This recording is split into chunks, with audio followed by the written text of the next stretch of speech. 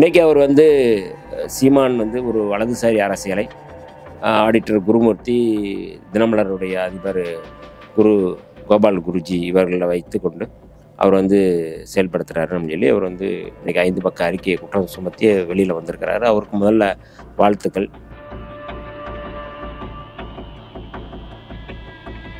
இவர் போய் குருமூர்த்தியை சந்திப்பதும் கோபால்ஜி சந்திப்பதும் அவர்கள் சொல்கிற கருத்தை இந்த மண்ணில் விதைத்தால் நேர் எதிராக பெரியாரையும் பிரபாகரன் நேர் எதிராக நிற்பது இந்த தமிழக மண்ணில். ஜெகதீஷ் பாண்டியன் இயக்க வேண்டிய நிறையா படங்களை தடுத்தவர், அதை பறித்தவர் சீமானவர். பகலவன் அப்படிங்கிற கதையே வந்து ஜெகதீஷ் பாண்டியனுடைய கதை தான், அவருடைய கதை தான் அது. அவர் தான் அந்த படத்தை வந்து பண்ணுறதாக இருந்தது. இன்னும் கொஞ்சம் இந்த 26 நெருங்க 26 அடுத்து அந்த சீமான் அப்படிங்கிற ஒரு நபர் வந்து எவ்வளவு மோசமான ஒரு அரசியலை முன்னெடுத்தோம் என்று வருந்தக்கூடிய இடத்துல, நடுத்தருவில் அவர் நிற்கக்கூடிய இடத்துல அவர் வந்து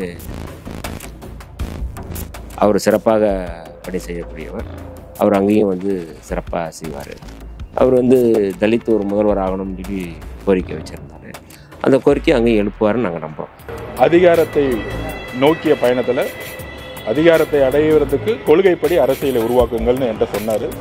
அந்த கொள்கைப்படி பெரியாருடைய கொள்கை, அம்பேத்கருடைய கொள்கைப்படியும் என்னுடைய உயிர் மூச்சு வரை வரைக்கும் அவர் சொன்ன மாதிரி என்னுடைய பயணம் இருக்கும். சீமான் ஒரு ஒரு கட்டத்தில் வந்து தான் செய்ததை, நான் இதெல்லாம் செஞ்சேன், மன்னிக்கணும், எப்படி வந்து முதல்ல பெரியாரை ஆதரிச்சுட்டு இப்போ எதிராக பேசுகிறாரோ அதே போல் மீண்டும் வந்து அவர் பெரியாரை ஆதரிக்கக்கூடிய ஒரு இடத்துல இருப்பார். அப்பொழுது பெரியாரியவாதிகள் அவரோட எச்சரிக்கையாக இருக்க வேண்டும்.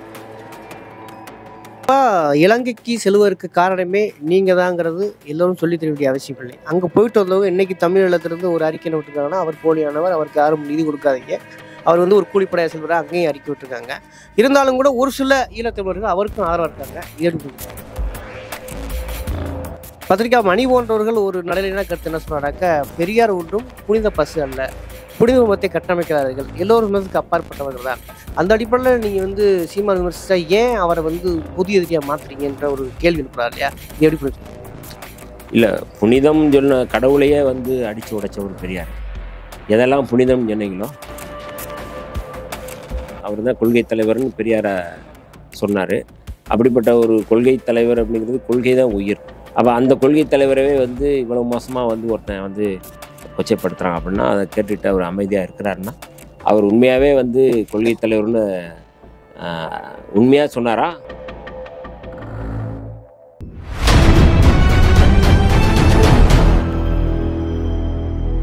இன்றைக்கி நம்ம ஈரோட்டு ஸ்பாட் போட்டுக்காக வந்திருக்கோம். ஆனால் இதற்கிடையே பார்த்தீங்கன்னாக்கா விடுதலை சிறுத்தையின் தொலைப்பதிவு செயலர் வன்னியரசும் இங்கே வந்திருக்காரு.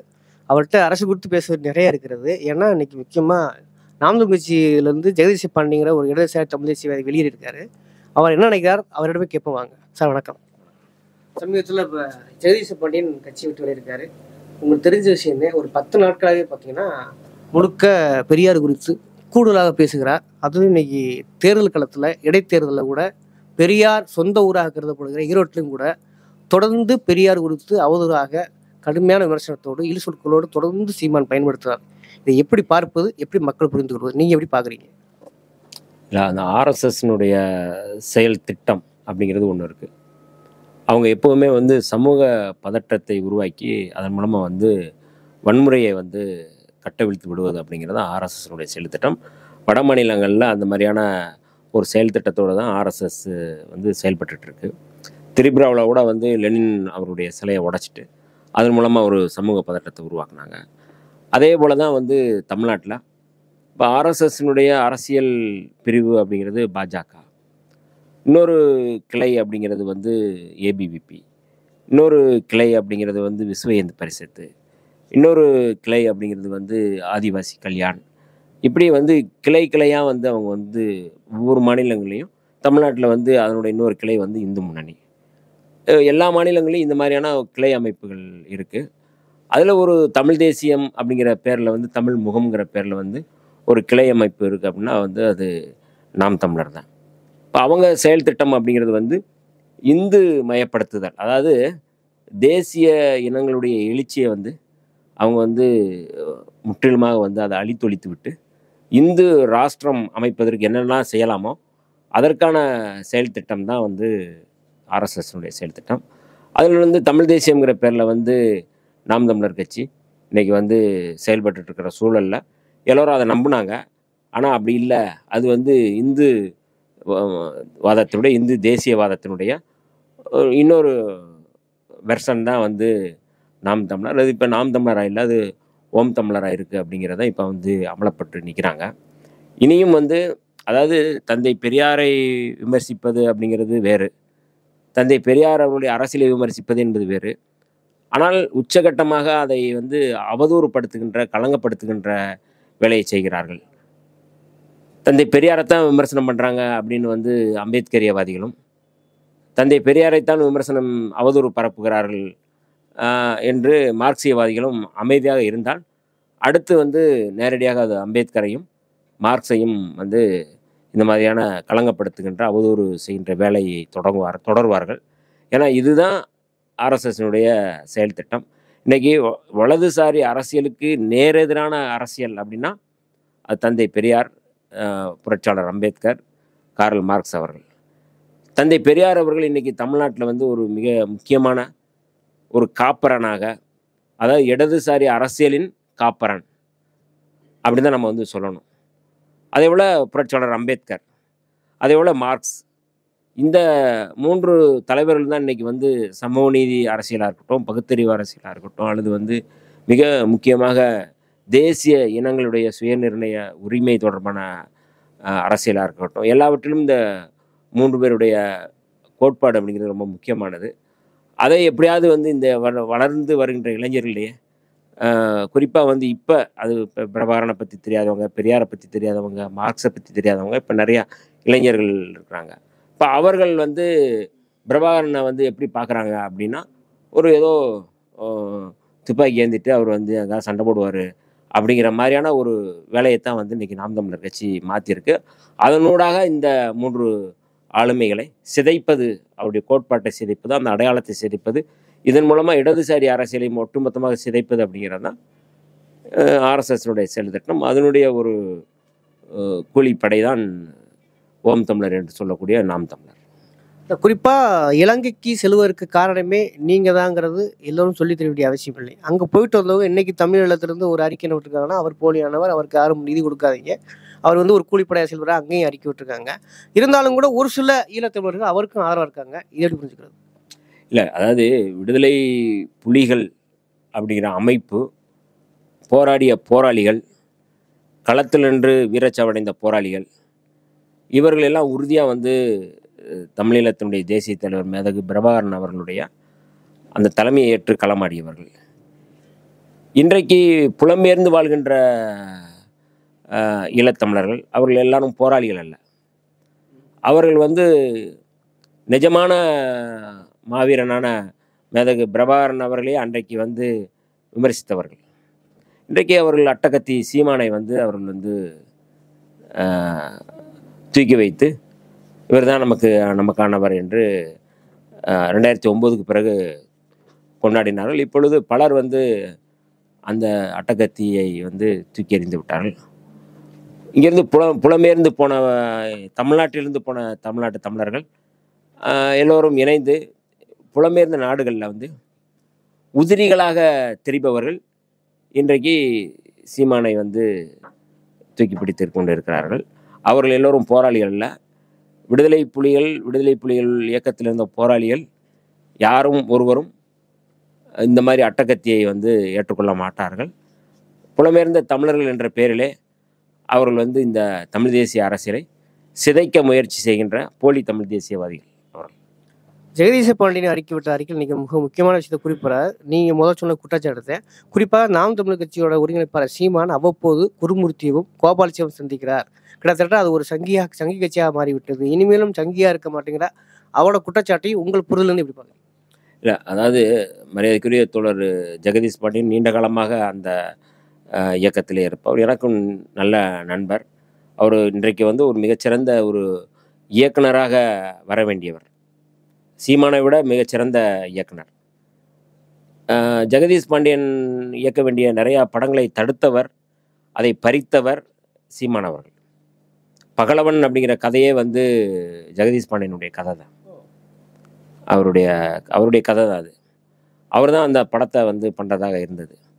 ஆனால் இவர் இந்த நாம் தமிழரில் இருந்ததுனால அதை வந்து நானே பண்ணுறேன் அப்படின்னு சொல்லி அதையும் வந்து அவர் வந்து அபகரித்தவர் வந்து சீமான். இதை நீங்கள் வந்து ஜெகதீஷ் பாண்டியன் அவர்கிட்ட நீங்கள் கேட்டாலே அவரே சொல்லுவார். அவர் கலைப்புலி தான்ட்டு அவர் அதுக்கு முன்னாடியே அவர் அந்த அந்த கதையை சொன்னவர். அவர் மூலமாக தான் அந்த மாதிரி பண்ணுறாங்க.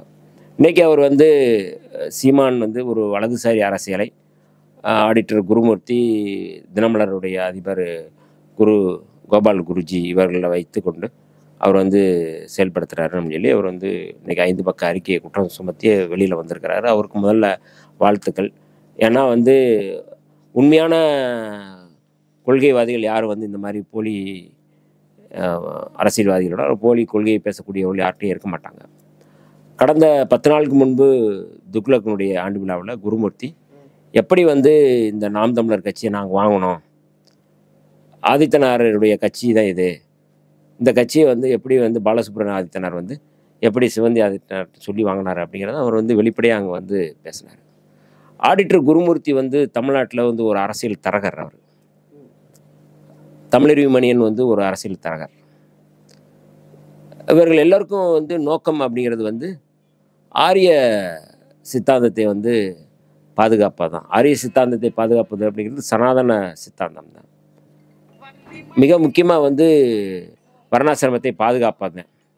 அப்போ இந்த அடிப்படையில் தான் வந்து இந்த அரசியல் தரகராக இன்றைக்கி செயல்படக்கூடியவர் குருமூர்த்தி.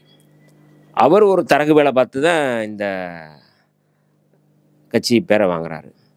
இந்த தரகு வேலைக்கு வந்து கூலி சீமான்ட்ட இருந்து வாங்கலை, கூலியை வந்து இவரே வாங்கி கொடுக்குறாரு. அதுக்கு வந்து அவர் அந்த சீமானுக்கு கொடுக்கப்பட்ட வேலை அப்படிங்கிறது வந்து இந்த மாதிரியான பெரியாரியத்தை, சமூக நீதி கோட்பாட்டை ஒரு குழப்பம் உடைப்பது, வன்முறையை தூண்டுவது, சமூக பதற்றத்தை உருவாக்குவது அப்படிங்கிற அடிப்படையில் தான் அவர் வந்து செயல்படுத்துகிறாரு. அந்த வேலையை வந்து அரசியல் தரகர் வந்து மிக சிறப்பாக வந்து செஞ்சுருக்கிறாரு. இளைஞர்கள் இன்றைக்கி வந்து நிறையா இளைஞர்கள் வந்து நாம் தமிழர் சீமானை நம்பி அதாவது 15 ஆண்டுகள் என்னுடைய இளமையை தொலைத்து விட்டு நாங்கள் இங்கே வந்து வெளியில் வந்திருக்கோம். நிறைய இளைஞர்கள் அப்படி வந்திருக்கிறாங்க. அது மாதிரி நிறையா வந்திருக்கிறாங்க. இன்னும் கொஞ்சம் இந்த 26 நெருங்க 26க்கு அடுத்து அந்த சீமான் அப்படிங்கிற ஒரு நபர் வந்து எவ்வளவு மோசமான ஒரு அரசியலை முன்னெடுத்தோம் என்று வருந்தக்கூடிய இடத்துல, நடுத்தருவில் அவர் நிற்கக்கூடிய இடத்துல அவர் வந்து நிறுத்துவார்கள் என்பதில் எந்த மாற்று கருத்தும் இல்லை. இறுதியாக ஒரு கேள்வி. பெரியார் குறித்து ஒரு எதிர்விடையாக சீமானை ஒப்புது பேசினா கூட பத்திரிகா மணி போன்றவர்கள் ஒரு நடுநிலையான கருத்து என்ன சொல்றாங்க, பெரியார் ஒன்றும் புனித பசு அல்ல, புனித மதத்தை கட்டமைக்கிறார்கள், எல்லோரும் விமர்சனத்துக்கு அப்பாற்பட்டவர்கள் தான். அந்த அடிப்படையில் நீங்கள் வந்து சீமான் விமர்சித்தா ஏன் அவரை வந்து புதிய எதிரியாக மாற்றுறீங்கன்ற ஒரு கேள்வி எழுப்புறாரு இல்லையா? இது எப்படி புரிஞ்சுக்கிறது? இல்லை, புனிதம் சொன்ன கடவுளையே வந்து அடித்து உடைச்சவர் பெரியார். எதெல்லாம் புனிதம் சொன்னீங்களோ அதெல்லாம் அடித்து உடைச்சவர். நான் வந்து சொல்கிறேன், நீங்கள் வந்து அப்படியே கேட்டாகணும்னு அவர் தந்தை பெரியார் எங்கேயுமே சொல்லலை. அவர் தன்னை புனிதம்னு அவர் எங்கேயுமே வந்து சொல்லலை. அப்படி வந்து கட்டமைக்கவும் இல்லை. யாரும் பெரியாரிஸ்ட்டுகளோ இல்லை அம்பேத்கரியவாதிகளோ யாரும் வந்து தந்தை பெரியார் அவர்களை கட்டமைக்கவும் இல்லை. நீண்ட காலமாக வந்து தந்தை பெரியார் அவர்கள் மீதான வந்து விமர்சனங்களோ அது குறித்த விவாதங்களோ தொடர்ந்துக்கிட்டு இருக்கு. சிலர் அறிவுபூர்வமாக வந்து தொடர்வார்கள். இவர் வந்து அறிவிலியாக அதை வந்து உளறி கொண்டிருக்கார், பிதற்றி கொண்டிருக்கார், நம்ம வந்து பார்க்குறோம். அதனால் புனிதம் அப்படிங்கிறது இங்கே எதுவுமே இல்லை. புனிதம் அப்படிங்கிறத வந்து தந்தை பெரியாரும் விரும்பலை, பெரியாரியவாதிகளும் விரும்பலை, அம்பேத்கரியவாதிகளும் அதை வந்து தொடரலை. அதனால் வந்து இது வந்து ஏதோ அவர் வந்து அவர் என்ன சொன்னார் அப்படின்னா அந்த அந்த சொல்லிலிருந்து அவர் வந்து விமர்சனம் செய்வது அப்படிங்கிறது அதுதான் ஆரோக்கியமாக இருக்கும்.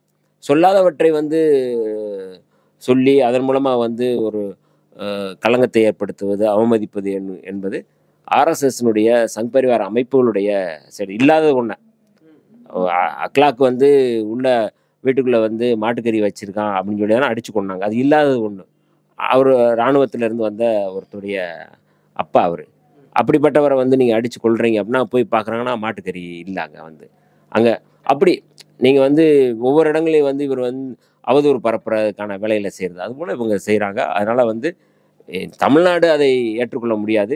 இன்றைக்கி அந்த தமிழ் தேசியம் அப்படிங்கிற பேருக்குள்ளே உள்ளே வந்ததுனால எல்லாரும் வந்து சீமானை வந்து அக்செப்ட் பண்ணி ஏற்றுக்கொண்டு பயணப்பட்டார்கள். இப்பொழுது அம்பலப்பட்டு கொண்டிருக்கிறார்கள். கட்டாயம் இது வந்து வெற்றி பெறாது. சீமான் ஒரு ஒரு கட்டத்தில் வந்து தான் செய்ததை, நான் இதெல்லாம் செஞ்சேன், மன்னிக்கணும், எப்படி வந்து முதல்ல பெரியாரை ஆதரிச்சுட்டு இப்போ எதிராக பேசுகிறாரோ அதோட மீண்டும் வந்து அவர் பெரியாரை ஆதரிக்கக்கூடிய ஒரு இடத்துல இருப்பார். அப்பொழுது பெரியாரியவாதிகள் அவரோட எச்சரிக்கையாக இருக்க வேண்டும். குறிப்பா முதல்வரே ரியாக்ட் பண்ணியிருக்காருல்ல, பெரியார் குறித்து யாரு பேசினா அந்த பெரியார் குறித்து பேசுறதுக்கு மரியாதை கொடுக்க விரும்பவில்லை, அதை கடந்து வராரு. என்னதான் இருந்தாலும் ஒரு 30 லட்சம் ஓட்டு வாங்கக்கூடிய ஒரு அரசியல்வாதி இல்லையா, அப்படி கடந்து போவது சரியா? இல்லை, 30 லட்சம் 40 லட்சம் இல்லை, வாக்குகள் அப்படிங்கிறதுல என்ன கோட்பாட்டு அடிப்படையில் வந்து வாக்குகளை பெற்றுக்கிறாங்கன்னு தான் அர்த்தம். நீங்கள் வந்து மோடி கூட தான் வாக்குகளை பெற்று 3 முறை பிரதமராக இருக்கார். அவர் யார் மதிக்கிறாங்க? எத்தனை முறை வெற்றி பெறுறோம், இல்லை எத்தனை முறை வந்து நீங்கள் வந்து எத்தனை வாக்குகள் பெறுறோம் அப்படிங்கிறதுல எந்த கோட்பாட்டை சொல்லி அந்த கோட்பாட்டின் மூலமாக இந்த மக்களுக்கு என்ன சொல்கிறோம் அப்படிங்கிறத பொறுத்து தான் வந்து அதுக்கான மரியாதை இருக்குள்ள. நீங்கள் வாக்குகள் வாங்குறீங்க அப்படின்னா வந்து அது ஒரு இவ்வளோ வாங்கியிருக்கிறோம் அப்படிங்கிறதெல்லாம் வந்து அது ஒரு முக்கியமானதை நான் வந்து பார்க்கல. நீ எடுத்துக்கொண்ட கோட்பாடு என்ன மாதிரி இருக்குது அப்படிங்கிறத நம்ம வந்து பார்க்கணும். இதே ஒரு கிளை கேள்வி. ஆதவரஞ்சு அவர்கள் விஜயை நோக்கி போயிருக்கார், அரசியல் பிரிவு பொதுச் செயலாளராக அறிவிக்கப்பட்டிருக்கிறார். போலவே காளிமலம் போதா தகவல் இருக்கிறது. இந்த மாற்றத்தை நீ எப்படி பார்க்குறீங்க? ஏன்னா உங்கள் கட்சியிலேருந்து ஒருத்தர் வெளியே போயிருக்காரு இல்லையா, போகும்போது இந்த மூவ்மெண்ட்லாம் முதல் அறிந்ததா, விமர்சனம் உண்டானதா, அல்லது இது இயல்பான ஒன்றா? அவருக்கு எங்களுடைய கட்சியின் சார்பாக அவருக்கு வாழ்த்துக்கள். அவர் சிறப்பாக பணி செய்யக்கூடியவர். அவர் அங்கேயும் வந்து சிறப்பாக செய்வார். அவர் வந்து தலித் ஒரு முதல்வர் ஆகணும்னு சொல்லி கோரிக்கை வச்சுருந்தார். அந்த கோரிக்கை அங்கேயும் எழுப்புவார்னு நாங்கள் நம்புகிறோம். ஓகே, அது நீ சொல்றது புரிஞ்சுக்க முடியுது. ஆனால் ஆதவர்ஜன் குறிப்பாக எல்லாத்துக்கும் முதல்வர் கொண்டு இது பெரியாருடைய சர்ச்சைக்கு விமர்சனத்துக்கு எல்லாம் எதிர்வினையாற்றுறாங்க. ஆனால் விஜய் இதுவரை விமர்சனம், அவரும் தந்தை பெரியாரையும் அம்பேத்கரையும் முன்னிலைப்படுத்தார். ஆனால் அவர் வந்து இதுவரை ரியாக்ட் பண்ணவே இல்லையே. அது அவர் தான் கொள்கை தலைவர்னு பெரியாரை சொன்னார். அப்படிப்பட்ட ஒரு கொள்கை தலைவர் அப்படிங்கிறது கொள்கை தான் உயிர். பேரறிஞர் அண்ணா வந்து சொல்லுவார், கொள்கை தான் வந்து வேஷ்டி அப்படின்னு சொல்லி சொல்லுவார்.